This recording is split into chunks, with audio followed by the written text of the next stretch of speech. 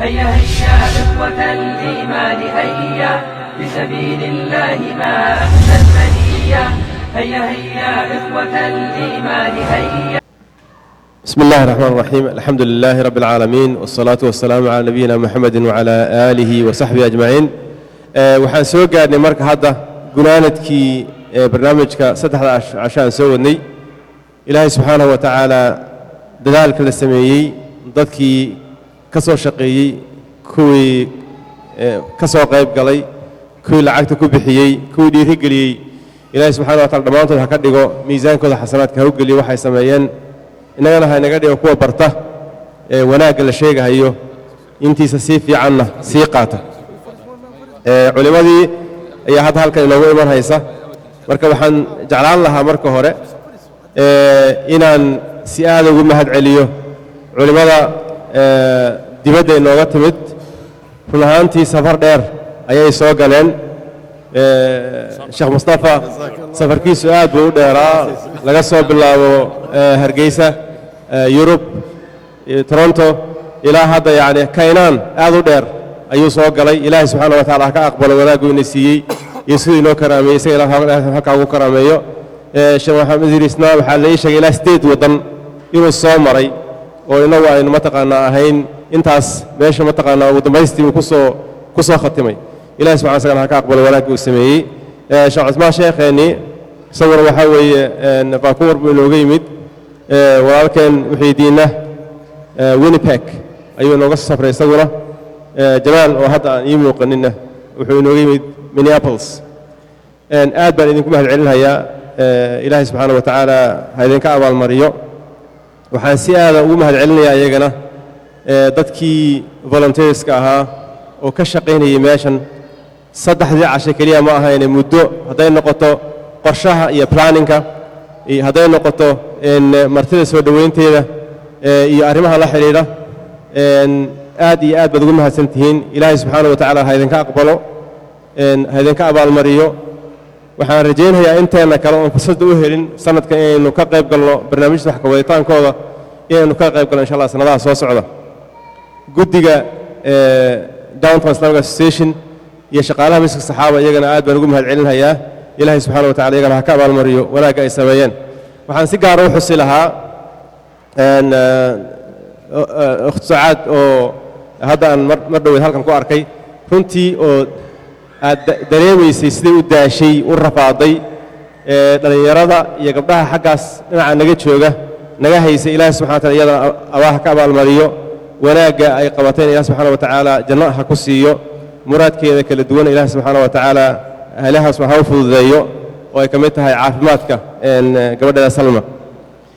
waxaa halkan kalaato iigu yaalla dad fara badan oo jeclaan lahaa intaana mashaaqada u gudbin inaan sheego oo dhammaantood soo weydiistay in loo duceeyo. waxaa ku jira dad ay kaga jiraan, dad kooma kaga jiraan isbitaalka ay ku miirla yihiin, dad dhaawacan oo halka inala jooga, dad qalliin sugaya oo qaarna ay carruur yarar yihiin, qaarna dad waaweyn ay yihiin, dad xanuunsan, dad carruurtoodii ay ubadkoodii uu ka fakaday oo ilaahay subxaana wa tacaala in loo baryo doonaya in mataqaana carruurtooda u soo celiyo, qoysas isku buuqsan oo iyaguna soo weydiistay in ilaahay subxaana wa tacaala uu isu soo celiyo qalbigooda isu soo dumo. dad xataa waxaa halkan ii soo dhiibay immigrationkii ku rafaadsanoo sharciyadii ay qaadan lahaayeen laga lusho, iyaga ilaah subxana wa taala inuu u fududeeyo. dadkaasoo dhan maanta meeshay yimaadeen, khayrkan ay ka qayb galeen. ilaahay subxaana wa tacaala ha u fududeeyo dhammaantood khayrka ay doonahayaan. caafimaad ha siiyo kuwa jiran ama isbitaallada ku jira, kuwa dhintayna oo 2-3 qof oo la ii soo sheegay iyo intaynaan ogeyna ilaahay naxariis subxana wa tacaala ha siiyo. aad baan ugu mahad celinayaa dadka ka soo qayb galay. waxaan jeclaan lahaa waxaa halkan fadhiya guddoomiyihii downtown islamic association cabdi siyaad cumar. waxaa isna halkan la fadhiya xubin ka tirsan guddiga trustiga oo korka ka haysta organizationka cabdi cali. uu mahad celin siinhaya, risaalo mahad celin la siinaya mashaa'ikhda. marka maxaa ka maraysaan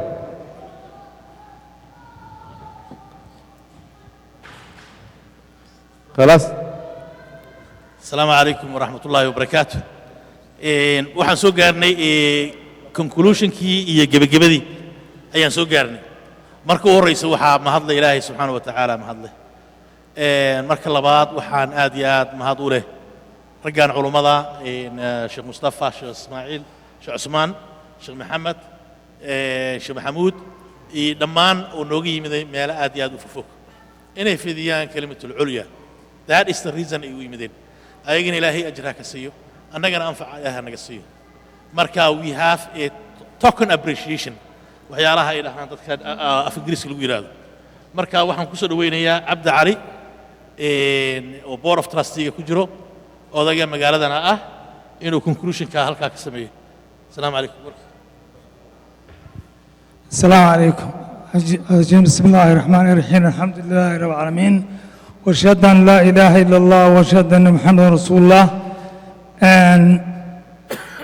waxaa mahad inoo ah haddaynu nahay reer Edmonton inay inoo yimaadeen culimmadii Soomaaliyeed oo ugu qaalisanayd oo ay maanta marti inoo yihiin.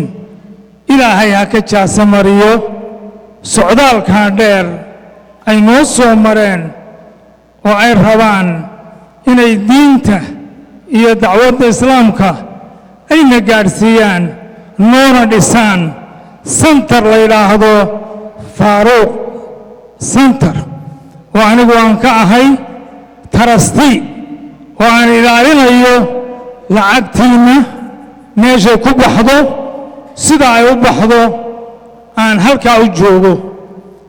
waxaan kale oo anigu aan sheegtaa inaan ahay odaygii magaalada oo ninkan keliya haysta Soomaali la yidhaahdo Cabdu Cali Soomaali aniga keliya haysta. inkastoo kulligiinna igu saboodheen Soomaalinimada waxaynu leenahay hal center oo la yidhaahdo Faaruq center. waxaan salaan idinka wadaa kuwan halkan jooga iyo kuwa maqalba jacayl ay idin jecel yihiin. waxay idin leeyihiin walaalayaal waa mahadsantihiin, soo dhowaada, abaalkiinnana ma mari karno oo ma gudi karno. ilaahay xaggiinna ha idinka siiyo, noona soo noqda, weli waa idin baahannahay oo ilaahay maaragtay ha isku keensino sanadkaas sanadkiisa waana idin sugaynaa.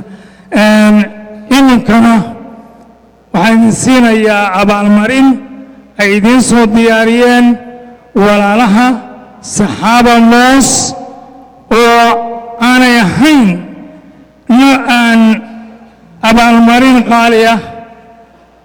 waxaana koow u dhiibayaa Sheekh Maxamed Idriis Axmed. السلام عليكم الشيخ إدريس محمد. waxaan kuugu darayaa salaan iyo bankasho kaaga wado walaalaha Edmonton. السلام عليكم. waxa iigu xiga walaalkeen Sheekh Mustafa oo aad garanaysaan isagana.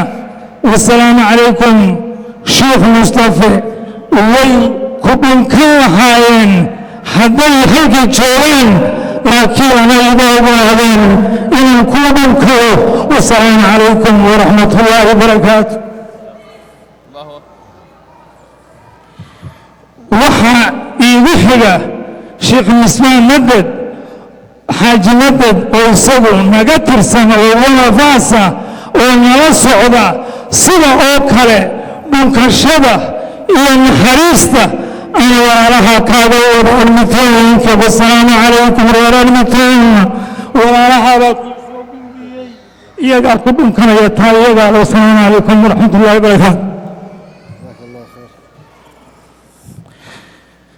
waxa ii xiga walaalka nagu cusub oo markii koowaad ay tahay jasaaka allaahu khayran oo ah wiil dhallinyaro ah Sheekh Maxamed Cabdullaahi Cumar. ilaahay maaragtay ajar iyo abaal ha kaa siiyo noogu yimi uguna beeg. waxaan kugu dhunkanayaa afka reer Edmonton وكبابن كنيا رحمتها إلهي كثيري إلهي كبركيه ولا الله الصلاة عمرك الدنبي والسلام مشروع أنا الناس السلام عليكم ورحمة الله. السلام عليكم عبد الله عمر. ilaahay ka abaalmariyo cabdi cali sida diiran ee uu siiyey abaalmarinta culimadii inoo timid isagana aad buu u mahadsan yahay. waxaan jeclaan lahaa su'aalo fara badan baa halkan yaalla. su'aaluhu waa ilaa 60 meeyo waqtigiina wuu naga dhacay waan go'aadaynaa hadda. waxaan u sheegi lahaa dadka waxa ay guddigu hadda ii sheegeen in bisha 13keeda bisha Juun 13keeda ay xaflad jirto misaaka saxaaba uu sameeyo. marka su'aalaha badankooda waxaa lagaga jawaabi doonaa xafladaas yaa lagaga jawaabi doonaa insha Allah tacaala. waxaa kaloo la sameeyaa bisha Juun 13keeda meesha lagu dhigayana insha Allah waa la soo sheegi doonaa. website-ka Downtown Islamic Association waa lagu dhigi doonaa insha Allah tacaala isagana. xafladana waxaa sharxa laga yaabaa sheekh cusmaan baan ku wareejinaya mikrofoonka balina wax ka yidhahda xafladdaas. marka su'aalaha runtii su'aalo aad u qiimo badan baa ku jira. maalinkaas bisha 13keedu yahay ayaan rabnaa inaan qaar ka jawaabno. waxa kalena inaan soo gelino insha Allah taala website-ka Downtown Islamic Station Sahaba Mosque inaan soo gelino isku dayno insha Allah. sheekh cusmaan xafladdaas bal wax naga dheh. xafladda dhacaysa bisha 13keeda. بسم الله الرحمن الرحيم. walaalyaal xafladaasu haddii ilaahay inoo yasiro waa suuragal inay 13 juun ay dhacdo, inay kadib dhacdo oo bacda ramadaan dhacdana waa suuragal. waa xaflad qalanjibina oo 3 arday oo gabdhaha ka mid ah oo qur'aanka muddo 2 sano ah ama ka badan aan maaragtay iiga baxayey oo qaadan doono ijaaza biriwaayati xafs can caasim min طariiqi shaatibiya in sha allah oo sanadkeeda mutasil ilaa rasuuli اllahi salى اllahu alيه wasalam, iyo ijaazo kale oo xifd manduumat اljazariya oo iyadana maaragtay bisanadiha almutasil ilaa mu'alifiha muxamed ibn muxamed اljazari. marka xafladdaas qalinjebinta kitaabka ilaahay subxaanaه wa tacaala waa laydin soo ogeysiin doonaa wakhtiga ay dhici doonto iyo yacnii wakhtiga la qaban doono. ilaahay hadda maanan helin confirmation howlkii lagu dhigi lahaa ama waxyaabo farsamo ayaa jira. marka in sha allah waa laydin soo ogeysiin doonaa, waadna ka soo qaybgeli doontaan xafladdaas qalanjebinta biidni illah. wajazaakum allahu khayran. inta aynaan go'aadin waxaa iyadana xaflad takharuj ah oo dhallinyaro ama dugsi loo soo xidhayo qur'aan bisha May 13keeda 12 duhurnimo ilaa iyo 4 ayay soconaysaa. Irvington Islamic Academy halkan aan lagu dhigi doonaa insha Allah tacaala. arday qur'aan dhigatay ayaa halkaas loogu soo xidhi doonaa. waa madraso caruur qur'aan ku dhiganaysay oo halkankaas insha Allah tacaala xaflad loogu dhigayo takharuja. waxaan aan jeclaan lahaa inaan si gaar ah u xuso dhallinyaradii barnaamijkan ka qayb gashay. waxaan ka wada dhallinyarada rasmiga ah maaha kuwa sheegatada, laakiin dhallinyarada ah oo runtii si fiican oo xilkasnimo u shaqeeyey. si aad u mahadsan tihiin, gaar ahaan gabdhaha dhinaca biixda jooga oo runtii culayskii la saaray carruurtii yararka ahayd oo dhan kuwii kurayga iyo foodleyda ahaa wixii oo dhan baa lagu dhex daadiyey. way u sabreen, way dadaaleen, si wanaagsan bay runtii barnaamijka inugala wareegeen. aad iyo aad bay iyaguna u mahadsan yihiin. waxaan idin weydiisan lahaa insha allah in marka aan kala dareerno dad volunteerisa way joogaan oo hawsha ka shaqaynaya, laakiin waa la caawiya inaad ugu yaraan nus saac nala shaqaysaan, alaabta aad nala gurtaan, nala nadiifisaan meesha. musqulaha iyo meelaha ka dhow wasakh aad u badan baa taalla. waxa wasakheeyeyna waa carruurteenna. haddii meesha wasakha aan ka tagnana lacagna way naga bixi, mustaqbalka laynaa karayn maayo. marka inaan nacaawisaan baan doonaynaa oo nala shaqaysaan insha Allah tacaala nadaafadda meesha. waxaan ku soo gulaanadahayaa mashaayikhdu inay inagu kala diraan duco. بسم الله الحمد لله والصلاة والسلام على رسول الله أرجع كليان إذن الله وحويان كو إلهي كعب صلى سبحانه وتعالى شيء قال بعد أن دين شيء أنا وحويان وحلقيها بعضت كبرين سويدينيان مركز توم الله يسوي مع الضوء أما محمد إدريس أما شيخ كلا وحليه هاي lacag hala bixiyo waa idin ducaynaynaaye mu'tamaraadkii markaama waxay isu beddeleen in lacag la isweydiiyo. waxaan idin xasuusinayaa waxaynu ka nimi waddankeenna markaynu joognay weligiin maydan maqal masaajid baa la dhisayaa lacag soo ururiya. dadkii tujaarta ahaa ee waddanka joogay qof ilaahay u fudaydayey unbaa masaajidka dhisi jiray, gogasha keeni jiray, imaamka iyo mu'adinka wax siin jiray, innaguna salaadun baynu ugu camiri jirnay. innaga iyo masaajidka waxaa inaga dhexeeya wuxuu ahaa maxay? inaynu salaadda ku camirro. goobihii waxbarashada ama goobihii diin laysugu sheegay dhammaantood caalamulislaami ama dowlad baa samaysa. meesha aan dowladi samaynna dadka ilaahay hantida siiyey qof ka mida ayuunbaa sameeya. halkan baynu nimi iyadaan wax inaga soo horreeyey jirin oo inoo yaalla. manaha lihin qof taajir oo wax haysta oo wax inoo qaban kara.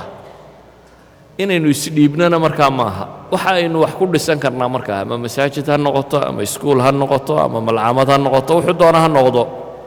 waa aynu kunkunkaa isku darraya labalabada iyo saddexda. walidaalika ayuha alikhwa ummad kastoo meel timaadda inta koowaad baa culaysku ku dhaca. dadka dambe haddaynu innagu culayskaa fulinno dadka dambe way u fududaan doontaa oo meel masaajid leh oo madaaris leh oo caynkana. haddaynu innagu culayskaa qaadi weynana dadka dambena way sii baabi'i doonaanuun. innaga islaamnimada ku nimi haddaynu fulin kari weyno intaa kuwa dambena lagama yaabo inay wax ka qabtaan. marka waxaan idinkula talinayaa dhib iyo idinku noqonin masaajid dhisa. kiina laydin weydiin masjidu saxaaba maalintuu dhammaadana ka winenberg baa laydin weydiin doonaa, maalintuu dhammaadana tuuladan ku xigta ila waa tiro badanaynaa une. weliba innagu ilaahay mahadii waxaa see dadku aanu u dhalin baynu u dhallaa. 10 sano ka hor intaynu ahayn waynu labanlaabanna. waxaynu dhallay 10kaa sano reerkii 2 qof ahaa ee 10 sano isqabay ugu yaraan 5 carruuray dhaleen. reerka normalkii 2dii sanaba qof bay dhaleen. macnaheedu waxa weeyaan 10 sano maynan labanlaabmine 2dii qof 12 bay marayaan hadda. 2na way ahaayeen. 10kaa sano wixii aynu u baahnayn mar kastaba waa joogto. maanta kan baa laydin weydiinayaa laakiin 5 sano kadib inama qaadaya kaa hadda la wadaa. markaynu farta ka qaadno dhashaynu dhallay way ka badatay intii hore waynu labanlaabannay. iskuul kalaynu bilaabaynaa, masaajid kalaynu bilaabaynaa. marka intaynu sidan u dhalayno tujaarna aynan lahayn, dowladna lahayn, waxaynu ku qasbannahay sanad kasta inaynu mid dhisno. marka waxaan idinkula talinayaa wakhti badan baan wadaadada ka qaatay laakiin waxaan rabaa inaan idiin sheego dad istaraatiiji loo mustaqbalka fakaraya inaynu noqonno. dad aan odhanin war weligayo ma masaajid umaana la weydiinaya ilaa maalintaanu waddanka nimi keenayuunbay wadaadadu leeyihin. wadaadadu waxba idinkama qaataan waxna idinkalaba tagaan. sheekh maxamed idriis ma filayo waxa soo urursateen inta loo dhiibay inuu la tegi doono. laakiin wuxuu lahaa uun war waa degaynaysaan oo tegi maysaane. berigii hore wadaadadu waar guuraydeen odhan jireen laakiin laydinku kari waa. dee haddaba guuri weyde ha goblamina. waa intaa imminka inta laydin leeyahay oo mustaqbalka ka feker. maanta dhallinyaraatay saa dambe markaad guursato 10 sano kadib 3-4 ciyaalaad haysataa. iskuul miyaad u diyaarisay? kindergarden miyaad u diyaarisay? cidina inooma soo socotee waa kunkunka aynu qaadanno un inaynu wax ka jarno.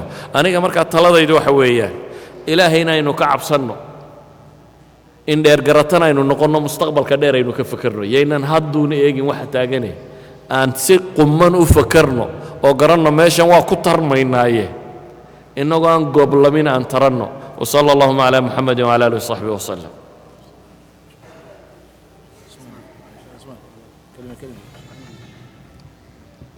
بسم الله الرحمن الرحيم. جزاه الله خير شيخ مصطفى. كليبا لaba maalmood ama 3 maalmood baa duruus la akhrinayay, waxa la isu sheegayay. hadda waxa la isu sheegayo waxay ku wanaagsan tahay in la dhaqan geliyo. nabiga calayhi salaatu wassalaam waxaan ka hadalnay siiradiisa, dhaqankiisa, raxmadiisa, yani akhlaaqdiisa, wax badan baa laga taabtay.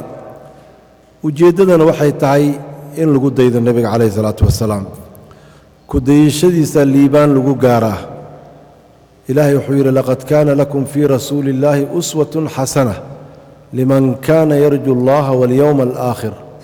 ku dayashaa idinku sugan rasuulkii ilaahay, qofkii ilaahay ee aakhire rajaynaya. aad baad u nasiib badantihiin inaad ka soo qayb gasheen kulankan khayrka badan ood dhegaysateen majliskan min majaalis dikr, cilmi aad ka kororsateen, sadaqo aad la baxdeen, ducaday aad ka soo qayb gasheen. runtii qofkii ka maqnaa waad ka nasiib badan tihiin. dadku magaalada degani aad bay u badan yihiin, oo haddii dadku ka soo wada qaybgeli lahaayeen meeshan nama qaadeen oo naguma filnaateen. laakiin daa'iman dadka ahlu khayrka ah ayagu khayrka markay maqlaan aad bay ugu soo xiisaan, ugu soo hiloobaan, ugu soo degdegaan. ilaahay subxaana wa tacaala waxaan ka baryaynaa inuu naga dhigo dadka wixii loo sheegay weeleeya oo haddana dhaqan geliya inaan noqonno, oo waxaan aan maqlayno ay noo noqoto mid horay inoo wadda oo diintiina jeclaysiisa, barashadeedii nagu sii dhiiri gelisa, oo dad markaa khayrka xaggiisa u degdega aan noqonno. hada wabillahi towfiiq wajazaakum allahu khayr. wassalaamu calaykum waraxmat ullah.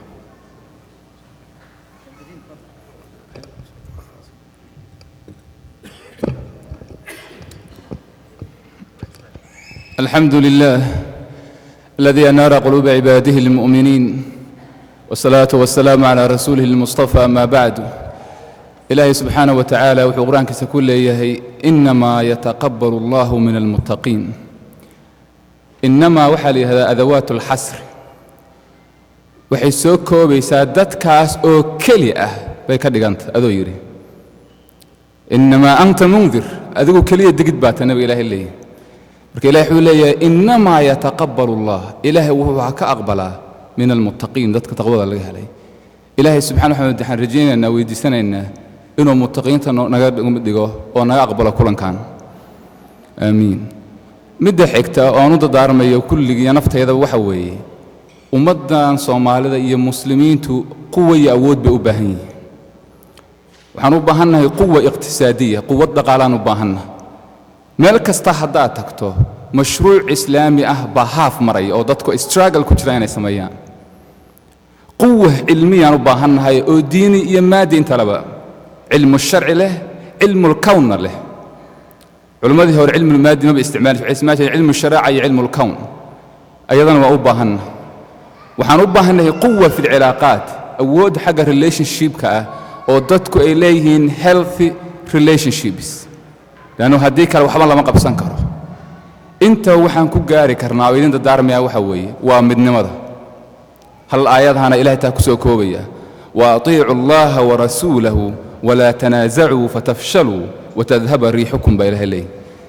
رسول كيس إلهي أطيعي رسول كيس ولا تنازعوا هدوا ذنينا وهيخلافنا وفتفشلوا أفشلنتان وتذهب ريحكم. أودن ماشي كبحث الريح ماشي معه القوة، أنه أنت آد وير ثم هذا واحد هان تنسجار الله لما كلا قلب أنه مركا أنت انتبرت نضد أنت هاي ما كلا سيد دقائق كرنه ميلو البقف والبقى شوكتو وحيلكها سارنته سيد هذا إيرانين لهيد من منا صومالي ده مسلمين مسلمين والدين تقيب كمذوي. إمام النبوي وحليه قواعد الكبرى وأساسيات الدين توحكمده من مذوي. إلهي معنا لو واعتصموا بحبل الله جميعا، وقوم مركين عبادتها إن الدين تي أمر إلهي تهي حدان خلافنا إن أمر كل شيء منه. تاسنا إذن تدارم يا والله ولي التوفيق. وصلى الله على نبينا محمد وعلى آله وصحبه وسلم.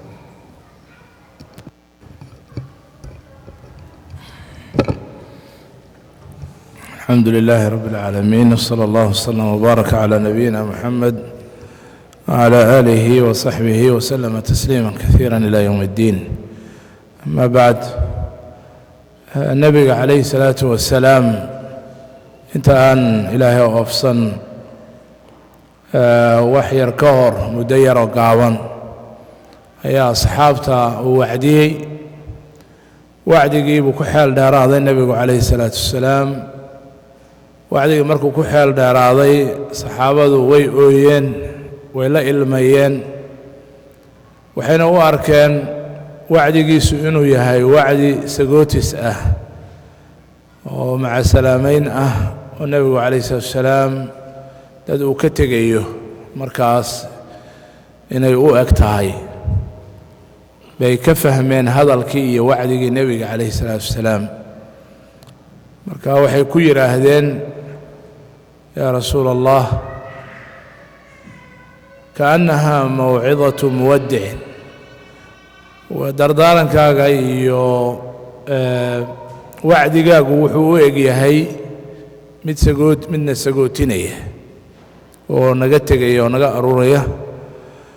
fa awsinaa, inoo dardaaran. hadalka saas markaa loo weydiistay nebiga calayhi salaatu wasalaam waxay ila tahay dardaaran ka muhiimsan inaanu jirin nebi maxamed calayhi salaatu wasalaam oo ummaddiisii iyo asxaabtiisii u jeclaa ay weydiisanayaan inuu hadal kooban oo maslaxad u ah adduun iyo aakhiraba uu siiyo, oo aad u gaaban oo la xifdin karo oo la xusuusan karo. dardaaranku sidaas weeye, wasiyadu wax kooban oo la xusuusan karo oo khayr oo dhanna uu ku kooban yahay.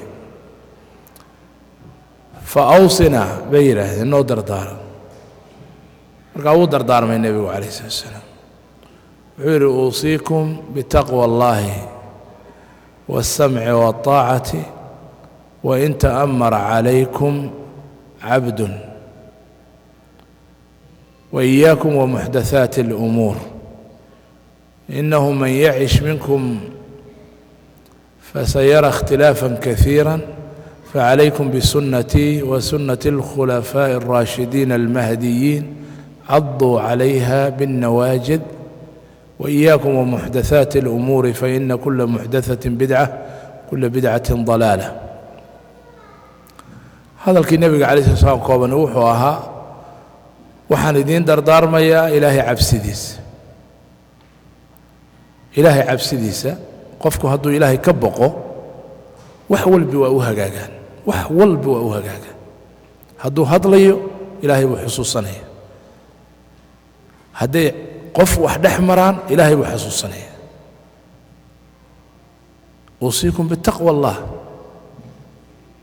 haddii ninka xaaskiisa ay wax dhex maraan ilaahay buu xusuusanaya. taqwo hadduu leeyahay dhibaata ma imanayso ama arrinta si fudud bay ku dhammaanaysa. gabadhu sidaasoo kale haddii ay taqwada ilaahay xusuusan tahay, iyadiyo ninkeeda, iyadiyo gabdhaha walaalaheeda, iyadiyo qaraabadeeda, iyadiyo dadka kale, iyadii ilmaheeda, wax walba wanaag iyo fudayd buu ku dhammaanaya. saas darteed bay kelimadda uu ugu koobay uusiikum bitaqwa allaahi. maxaa dhacay haddaad taqwada ilaahay, cabsida ilaahay haddaad laasimtaan, wax walbay ku hagaagayaan, adduun iyo aakhiraba way ku hagaagaysa. uusiikum bitaqwa allaahi waاsamci waالطaaca. inaad ismaqashaan oo is-adeecdaan oo isu hoggaansantaan. taasna waa dardaarankii labaad uu siiyey nebigu calayhi salaatu wasalaam. waxay yidhaahdeen culimmadu laba kelmadood buu wuxuu ugu koobay ilaahay fadli uu siiyey oo jawaamiculkelim weeye. adduun iyo aakhiraba wixii maslaxad u ahaa wuxuu labadaa kelmadood ku koobay cibaadadii iyo alla ka cabsigii, caqiidadii, aakhiradii, adduunyadii sidii loo maamuli lahaa iyo siyaasaddeedii iyo maamulkeedii iyo siday ugu hagaagi lahayd adduunyadu. intaasoo dhan laba kelmadood buu ku koobay: taqwa allaahi, ismaqal iyo isu hoggaansan. shacabka iyo ninka mas-uulka wey hadday ismaqlaan oo isu hoggaansamaan waxba kama ba'aan. xataa gaala hadday yihiin reer qabiil ahi hadday ismaqlaan oo isu hoggaansamaan waxba kama hallaabaan hal qoys oday iyo carruurtiis iyo wiilashiis walaalo ah hadday ismaqlaan oo istixgeliyaan oo isu hoggaansamaan waxba kama hallaabaan adduunyada dadka kala dambeeya oo ismaqla oo is-adeeca dhibaato kasta oo jirta isu hoggaansama macnaheedu waa isu tanaasulid macnaheedu waa sabir macnaheedu waa wada socod macnaheedu waa iscafin macnaheedu waa wada jir macnaheedu waa inay mar walba is ogol yihiin wax kastoo dhaca aanay kala tegayn inay ismaqlaan oo isu hoggaansamaan dadkii intaa laga helo cabsi ilaahay iyo ismaqal iyo is-adeecid iyo wada socod adduun iyo aakhiraba way u hagaagtaa sidaasuu nebigu alay slam labada kelmadood ugu koobay haddii wax dhacaan ama khilaaf dhaca ama wax la kala dhacana meeshii loo noqon lahaa oo lagu hagaajin lahaana wuu u sheegay ilaan bani aadam khilaaf kama dhammaadee sunnadayda iyo khulafadaydii raashidiinta ahaa waddadoodii taasaa khilaafka idinka saaraysay halkaa higsado isugu tagaba nebigu calayh salatu slam marka aniguna intii un baan naftayda iyo walaalahayba xusuusinayaa guriga waa in cabsi ilaahay iyo ismaqal iyo is-adeecid laga helaa shirkadda waa in ismaqal iyo is-adeecid iyo cabsi ilaahay laga helaa masaajidda iyo dadka maamulaya waa in cabsi ilaahay iyo ismaqal iyo is-adeecid laga helaa kuwa maamulka loo hayo iyo kuwa maamulka haya waa in ismaqal iyo is-adeecid iyo istixgelin iyo isu hoggaansan iyo alla ka cabsi laga helaa maxaa dhacay alla ka cabsigaasaa damaanad kaaga ah waxba kaa hallaabi maayaan haddaad hoggaansanto iyo haddii laguu hoggaansamo labada midna cabsida ilaahay iyo aakhira in ilaahay lala kulmayo ayaan waxba kaa lumihayn waxba kaa tegihayn waxba kaa hallaabihayn wax kasta oo adduunka xataa lagugu sameeyo aakhira iyadu sideed ayaa lagugu keenaya welwel ma jiro marka cabsi ilaahay haddaad leedahay waxaad u welwelshaa ma yaallaan qofkii wax kaa duudsiyey berruu keenayaa kii wax kugu dulmiyey berruu keenayaa haddaad cafisana ajar ka badan baad qaadanaysaa dhib ma yaalla marka labadaas baa wax walbay ku islaaxaan adduunka iyo aakhirada labadaba taasaan aniguna naftayda iyo walaalahay meel kastoo inuu joogno qof walba oo inaga mid ihi inuu taqwada ilaahay iyo ismaqal iyo kala dambayn iyo is-adeecid iyo nidaam inuu ilaaliyo wixii laysku khilaafana kitaabka ilaahay iyo sunnada nebiga calayh salatu wasalaam iyo siiradii iyo dariiqii saxaabada iyo akhlaaqdoodii laynooga sheekeeyey in loola noqdo wax kaloo markaa inaga lumayaa ma jiraan nasal allaha tabaaraka wa tacaala an yuwafiqana ila kulli khayr